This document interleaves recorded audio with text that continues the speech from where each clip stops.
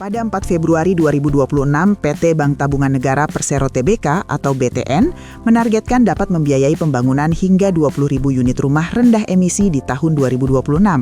Target ini merupakan bagian dari komitmen BTN untuk mendukung praktik perbankan ramah lingkungan atau green banking guna mengurangi emisi karbon dan mendukung pertumbuhan bisnis berkelanjutan di masa depan.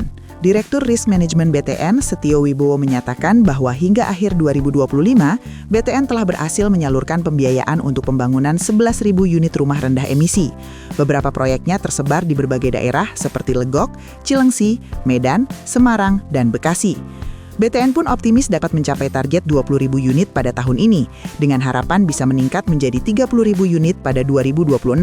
BTN juga telah meluncurkan program rumah rendah emisi sejak 2024 dan berhasil mencapai target 1.000 unit rumah dalam waktu 3 bulan. Program ini didukung oleh startup yang memproduksi bahan bangunan ramah lingkungan dari sampah plastik seperti Rebricks, Plustik, dan Green Brick. Produk-produk mereka membantu mengurangi polusi plastik sekaligus mendukung pembangunan rumah rendah emisi yang lebih berkelanjutan. Setio Wibowo menambahkan bahwa BTN kini mendorong lebih banyak startup untuk terlibat dalam program ini dan telah menyelenggarakan kompetisi tahunan BTN Housingpreneur untuk mencari inovasi baru.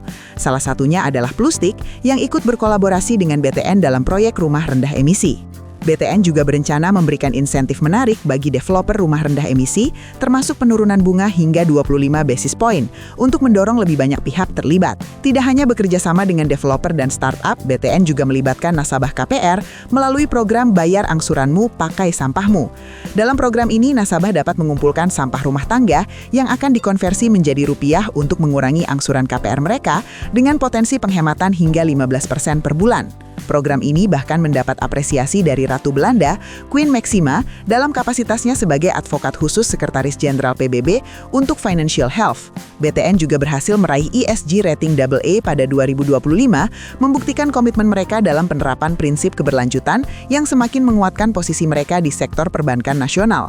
Dengan harapan pada 2026, total portofolio pembiayaan BTN yang berfokus pada keberlanjutan bisa mencapai 60%, meningkat dari 52% saat ini. BTN terus komitmen untuk mendukung pembangunan yang ramah lingkungan dan berkelanjutan, serta mengajak lebih banyak pihak untuk terlibat dalam menciptakan masa depan yang lebih hijau.